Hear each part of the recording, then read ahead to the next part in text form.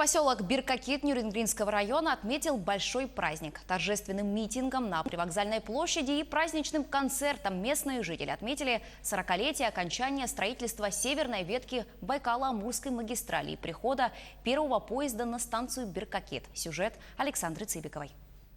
Золотое звено железной дороги было уложено в 1977 году.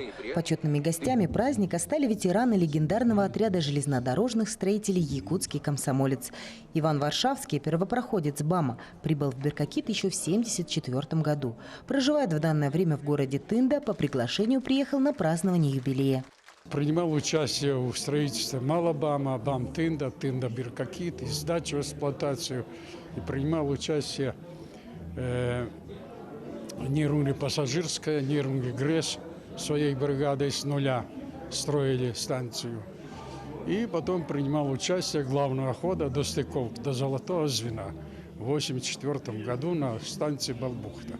Трогательным было пожелание от первого начальника станции, который подарил 24 года жизни на создание слаженной работы коллектива ЖД «Биркакит». Виктор Лешко напомнил героическую историю строительства дороги, также отметил, что в ближайшие годы в связи с ростом добычи угля увеличится объем перевозок и пропускная способность железной дороги.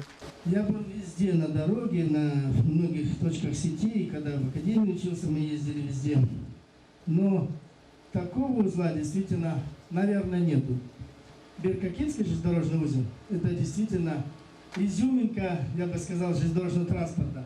С поздравительной речью на сцене ДК «Юность» также выступили власти района и прибывшие с рабочим визитом группа исполнительных органов государственной власти республики. На юбилейном концерте зрители порадовали своими выступлениями биркакитские артисты и творческие коллективы района.